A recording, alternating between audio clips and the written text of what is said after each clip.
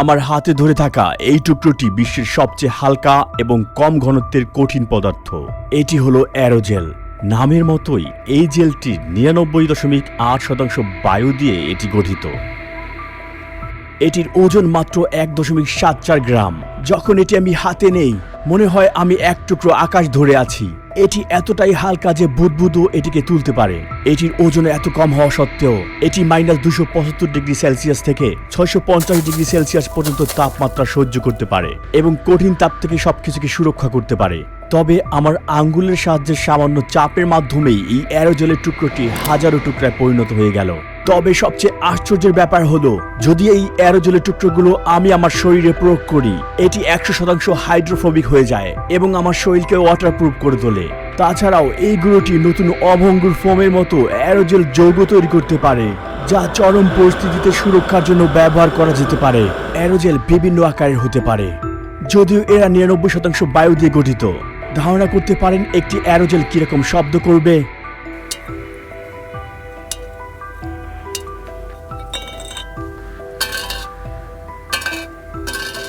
যেন মনে হচ্ছে একটি খালি ক্যান ইস্পাতের উপর পড়ার মতো শব্দ। এ যেন ধাতব পদার্থ। এটি আপনাদের কল্পনা থেকে সম্পূর্ণ আলাদা। আমি ওরেগনের সোলার কোর ফ্যাসিলিটিতে আছি। আমি অ্যারোজেলের অবিশ্বাস্য বৈশিষ্ট্যগুলো পরীক্ষা করার জন্য নিরীক্ষা চালাবো। অ্যারোজেল সত্যি একটি অবিশ্বাস্য পদার্থ। এটি সর্বনিম্ন তাপীয় পরিবাহী কঠিন পদার্থ বা মহাবিশ্বের সেরা নিরোধক। এই একই জিনিস নাসা মহাকাশযানে ব্যবহার করে, যেমন মঙ্গল রোভারের নিরোধক হিসাবে। মনে হচ্ছে কিছুই ধরিনি। এটি মনে হয় কিছুই না। এটি পৃথিবীর সবচেয়ে হালকা কঠিন পদার্থ। এটা কি দিয়ে তৈরি? এটির 99% বায়ু। এই ক্ষেত্রে বাকি 1% হল অ্যামরফাস সিলিকা। আপনাদের মধ্যে অনেকেই হয়তো এই পদার্থটি এই ভিডিওর মাধ্যমে জীবনে প্রথমবার দেখেছেন, কিন্তু এটি প্রায় 100 বছর আগে দুই বিজ্ঞানীর মধ্যে বাজির ফলস্বরূপ আমাদের জীবনে এসেছে। বাজিটি ছিল সিলিকা জেলের সকল তরল গ্যাসে প্রতিস্থাপন করতে হবে কোনো রকম ফর্ম নষ্ট না করেই। অনেক অনুসন্ধানের পর ক্রিস্টাল অবশেষে একটি প্রক্রিয়া এটি সমাধান করেন, যেটা super critical drying. Super critical ড্রাইংয়ে আপনাকে উপাদানটিকে তার ক্রিটিক্যাল বিন্দুতে নিয়ে যেতে হবে, যা হচ্ছে খুব উচ্চ তাপ এবং উচ্চ চাপ, এবং আপনাকে সমস্ত তরল বের করতে হবে জেলোর কাঠামো না ভেঙে। শুকানোর প্রক্রিয়া শেষে আমাদের কাছে থাকে কেবল একটি ত্রিমাত্রিক ছিদ্রযুক্ত ফ্রেমওয়ার্ক, যা বায়ুতে পূর্ণ। ছিদ্রগুলি মাত্র কয়েক ন্যানোমিটার পুরো। তুলনার জন্য বলা যায় ছিদ্রের গড় আকার একটি মানুষের চুলের প্রস্থের প্রায় 10,000 ভাগের 1 ভাগ। মনে করতে পারেন আমি একটি আটকানো বাতাস ধরে আছি, যেখানে অণুগুলোকে থামানো হয়েছে এবং তারা তাপ, শব্দ এবং আলো স্থানান্তরে অক্ষম। এটার ভিতরে আপনি কিছু পরিমাণে পানি এবং অ্যারোজেলের কণাগুলোকে দেখতে পাচ্ছেন। আপনি এটা কতটা জলরোধী তা দেখেছেন? হ্যাঁ, দেখুন। অ্যারোজেলের নিরোধক ক্ষমতা এর একমাত্র বৈশিষ্ট্য নয়, এছাড়াও পাশাপাশি এটি জলগ্রাহী এবং জলরোধী উভয় বৈশিষ্ট্যই প্রদান করতে পারে। এটা কিভাবে সম্ভব? অ্যারোজেল কতটা জলরোধী তা দেখানোর জন্য আমি আপনাদেরকে একটি মজাদার পরীক্ষা দেখাবো এখন। চলুন এটা ডুবিয়ে নেই। তো এমনটা ঘটছে কারণ এটি জলরোধী, তাই না? ঠিক তাই। এটি ভিজল না। ঠিক আছে, এটাই বাস্তবতা। এখন আমরা পানিতে কিছু অ্যারোজেলের গুঁড়ো ছড়িয়ে দিব। লক্ষ্য করুন, অ্যারোজেল পানিতে ডুবছে না, এটি পানির পৃষ্ঠে ভাসছে এবং বাধা তৈরি করছে। আমি এটা পানিতে ভেজাবো। এটি এখন পানির ভিতরে আছে। অ্যারোজেলের সুপার হাইড্রোফোবিক বৈশিষ্ট্যের জন্য ম্যাচটি এখনো শুকনো এবং জ্বলন্ত। ওয়াও, এটা কিন্তু দারুণ। এমনকি নাড়াচাড়ার পরও অ্যারোজেলের গুঁড়ো পানির অণুর সাথে মিশছে না। কণাগুলো একদমই পানির সাথে ভিজছে না। আমাদের পানি তোলার চেষ্টা সম্পূর্ণভাবেই ব্যর্থ। শুধুমাত্র অ্যারোজেলের গুঁড়োই চামচের সাথে মিশে আসছে। দেখুন, চামচটি পুরোপুরি ডুবে আছে, কিন্তু এটি সম্পূর্ণ শুকনো। এটার সাথে পানি কোনোভাবেই এর সংস্পর্শে আসতে পারেনি। আমি এটার সাথে আরও কিছু পরিমাণে কণা যোগ করব এখন। আমি ভাবছি যদি এগুলো আমার গায়ে লাগাই তাহলে আমি কি সম্পূর্ণ জলরোধী হয়ে উঠতে পারবো? ওয়াও, এটা সত্যিই চমৎকার। অসাধারণ। এই বল আকৃতির ফোঁটাগুলো আসলে আমার হাতকে স্পর্শ করছে না। আমার ত্বক ও পানির মধ্যে অ্যারোজেল গুঁড়োর একটি স্তর রয়েছে। দারুণ। আমি এবার পুরো হাতটিকে ভিজিয়ে দেখব। ওয়াও, জাদুর মতো অনুভব হচ্ছে এটা। হ্যাঁ, সত্যিই তাই। কিন্তু যখন আমি এগুলো দিয়ে আমার পুরো শরীরকে ঢেকে রাখবো তখন আমরা সত্যি অবাক হব। এগুলো আমার হাতে থাকায় কণাগুলো সম্পূর্ণরূপে আমার হাতকে শুকিয়ে দিচ্ছে। সমস্যা হচ্ছে, এটা নাও, ধন্যবাদ। কারণ এটা ত্বকের সব তেল শুষে নেয়। আমাদের কাছে এখন এই দুটি সেটআপ রয়েছে। একদিকে আমাদের কাছে ছোট গামি বার্গার রয়েছে, যেটা আমরা সরাসরি বার্নারে শিখায় রাখবো, আর অন্যদিকে এই ছোট গামি বার্গার অ্যারোজেল দিয়ে সুরক্ষিত আছে। দেখতে পাচ্ছেন এখানে প্রচন্ড তাপ। চলুন শুরু করি। এখন এটাতে আমি কিছু পরিবর্তন দেখতে পাচ্ছি। এটি আসলে এখন গলতে শুরু করেছে এবং লক্ষ্য করুন এটির নিচের অংশ ইতিমধ্যে দ্রবীভূত হচ্ছে আর এখানে কোনো পরিবর্তন নেই। ও মাই গড, এটি ইতিমধ্যে অর্ধেকটা পুড়ে গিয়েছে,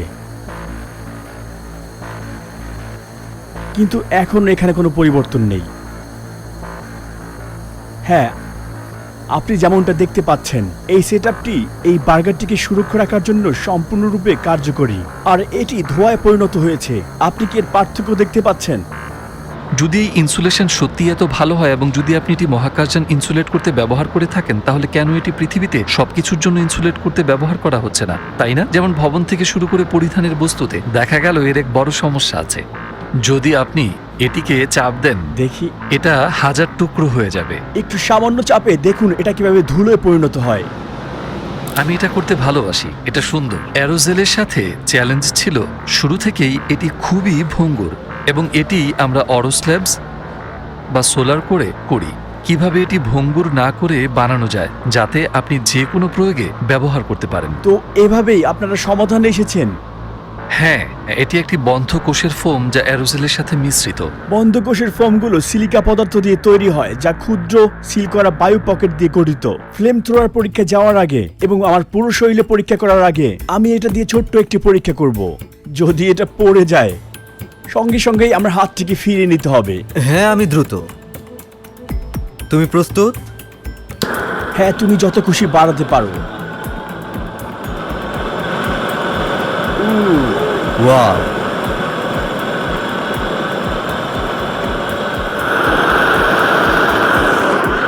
পড়ে গেল।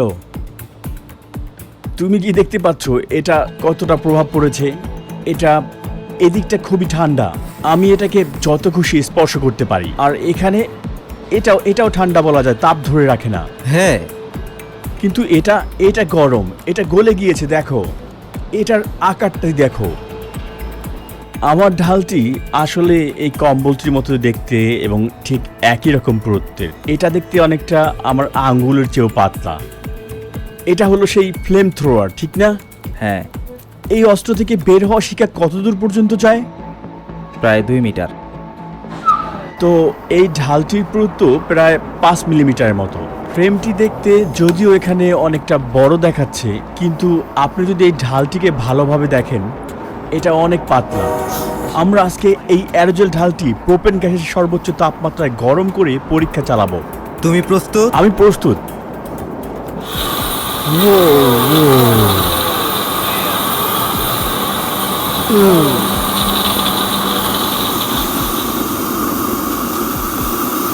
আমি পাশ থেকে কিছু তাপ অনুভব করতে পারছি,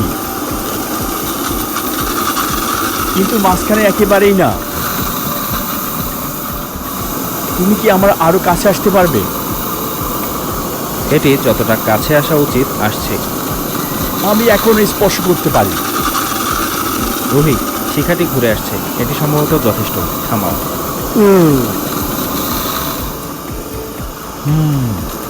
আপনাদের দেখানো এই অগ্নিশিখার গড় তাপমাত্রা ছিল প্রায় 1200 ডিগ্রি সেলসিয়াস। সবচেয়ে বিপজ্জনক পরীক্ষা করার আগে আমি আপনাদের দেখাবো কিভাবে অ্যারোজেল শব্দ ব্লক করে। আমাদের কাছে একটি বক্স আছে যা আমরা একটি সোলার কোর অ্যারোজেল ফোম যুক্ত করে রেখেছি। চলো স্পিকারটি এই বক্সের ভিতরে রাখি এবং দেখি অ্যারোজেল ফোম কেমন কাজ করে। আচ্ছা, তুমি শুরু করো। ঠিক আছে।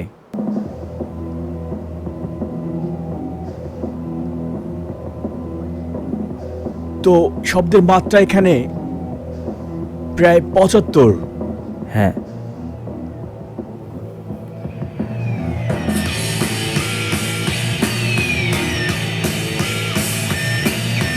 আর এটা এখন হয়েছে 95। হ্যাঁ, এটা সঠিক। দেখো, গান বন্ধ হওয়ার পরেও এই ঘরে অনেক শব্দ রয়েছে। হ্যাঁ,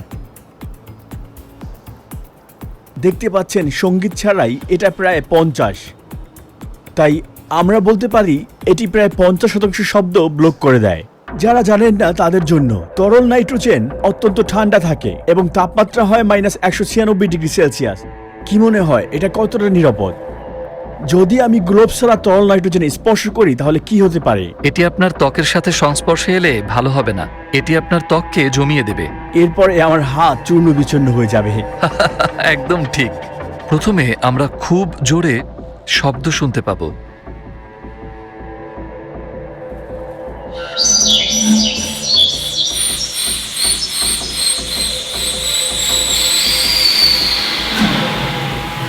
এটা এতটাই তরল যে এটার সংস্পর্শে সবকিছুকে বরফ করে দিতে পারে।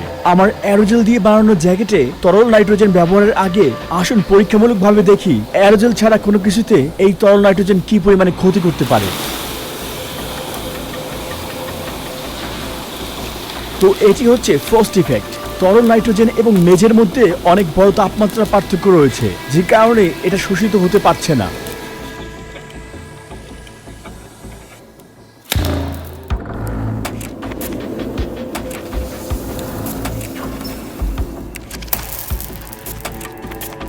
আমাদের পরবর্তী আইটেম একগুচ্ছ পার্সলে, কিন্তু এইবার ডুবানোর পরিবর্তে এটার উপরে আমরা সরাসরি তরল নাইট্রোজেন স্প্রে করব।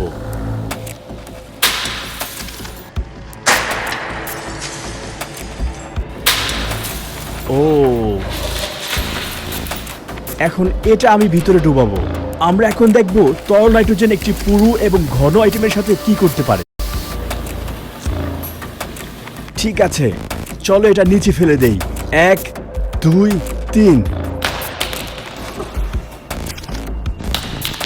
দারুণ। এটা আমার উপর প্রয়োগ করার আগে আমি তরল নাইট্রোজেনের ভিতরে কিছু মুরগির টুকরো রাখবো। এটা দেখতে যে আসল মাংস এবং হাড়ের উপর এটা কি প্রভাব ফেলে। এবং আমরা দেখতে যাচ্ছি কি ঘটেছে। ওয়াও,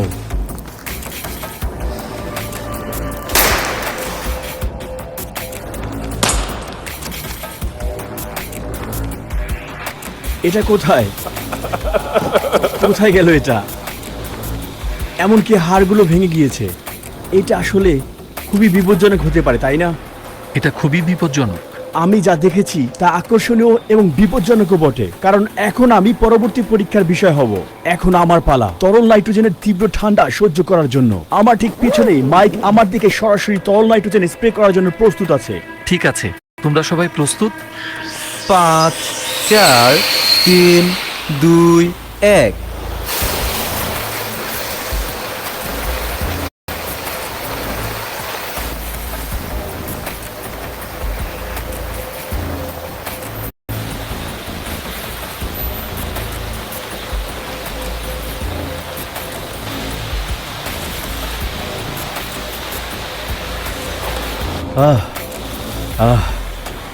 দারুণ। আমি অনুভব করতে পারছি না, শুধুমাত্র প্যান্টের উপর অনুভব করছি, কারণ এখানে কিছু বিন্দু পড়েছে। কিন্তু এটা ঠিক আছে, কিন্তু শরীরের উপরিভাগে কিছু অনুভব করছি না।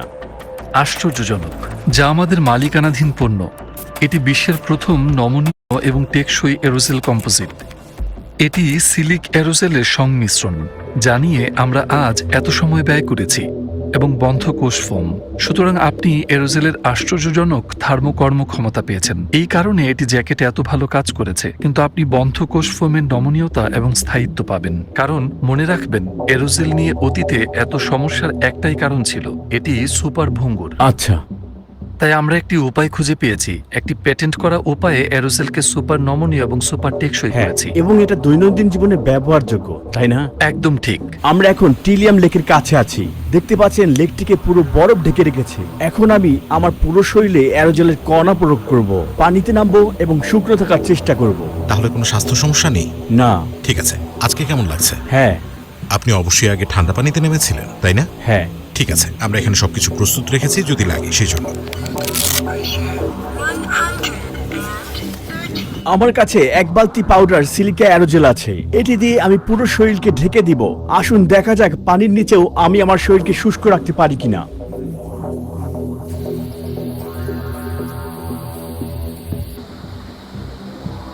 তাহলে আমার শরীর এখন পুরোপুরি পানিতে ডুবতে যাচ্ছে।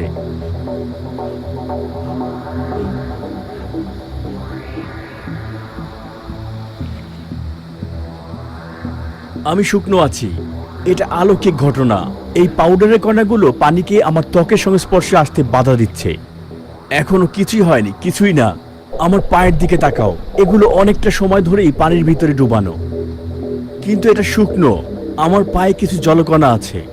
চলো এগুলো পা থেকে ফেলে দেই। আশ্চর্য, আমার ঠান্ডাও লাগছে না।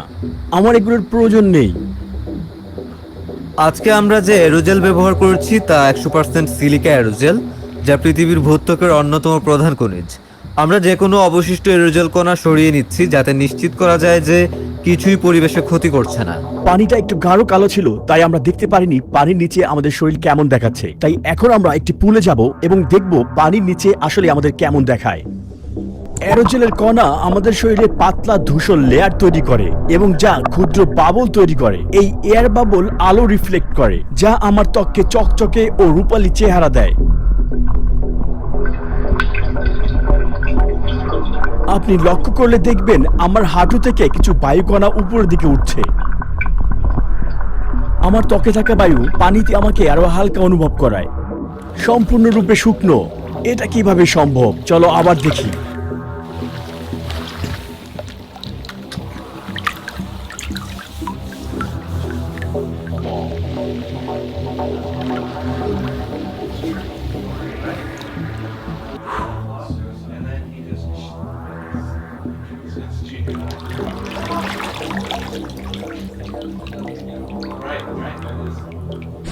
এখন খুব ভারী বৃষ্টি হচ্ছে, কিন্তু আমি ভিজছি না।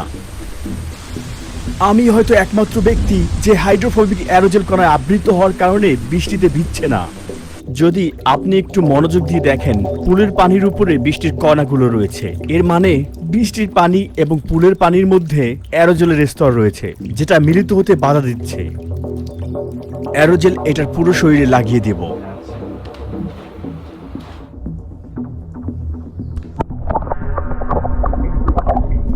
আমার মনে হচ্ছে এটি ভিজে যাচ্ছে।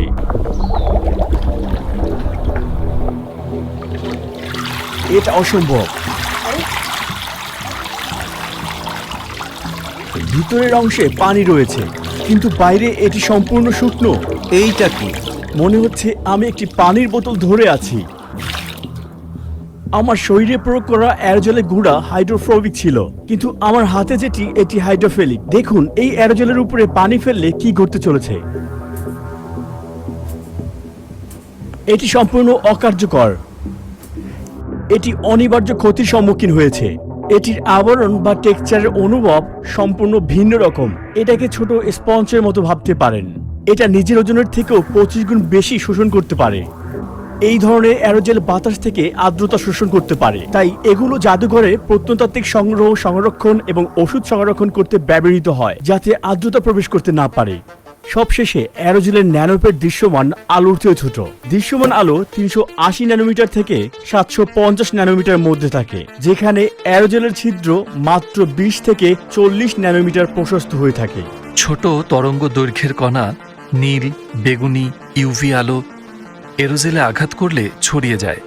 আর এরোজেল নীল দেখানোর কারণ এটি, যেভাবে আকাশ নীল দেখায়, একে রিলি স্ক্যাটারিং বলে। যখন আমরা অ্যারোজেলকে অতিবেগুনি রশ্মি দ্বারা প্রদর্শন করি, যা সবচেয়ে ছোট তরঙ্গ দৈর্ঘ্যের, এটা অ্যারোজেলকে অস্বচ্ছ দেখায় এবং আলোকে আরো ছড়িয়ে দেয়। কিন্তু যখন আমরা ইনফ্রারেড আলোতে সুইচ করি, যা বড় তরঙ্গ দৈর্ঘ্যের, এটি অ্যারোজেলের মধ্যে দিয়ে পাস করে সম্পূর্ণ স্বচ্ছ করে তোলে। চলুন দেখি যখন আমরা অ্যারোজেলকে সরাসরি দিনের আলোতে প্রদর্শন করি তখন কি ঘটতে চলেছে। এটি হলুদ। যখন আমরা এটি আকাশের দিকে ধরে রাখি, এটি হলুদ দেখায়, কারণ এটি সূর্যালোকের দীর্ঘ তরঙ্গ দৈর্ঘ্য যেমন হলুদ এবং লাল সহজেই পাস করতে দেয়। ঠিক যেমন ভাবে আকাশ দিনের বেলা নীল দেখায় এবং সূর্যোদয় এবং সূর্য অস্তের সময় রং পরিবর্তন করে। সোলার কোর টিমকে ধন্যবাদ এই ডকুমেন্টারি তৈরি করতে অনুমতি দেওয়ার জন্য। এরকম ডকুমেন্টারি দেখতে আমাদের চ্যানেলটি সাবস্ক্রাইব করুন। সাথেই ছিলাম আমি রুহি চ্যানেল।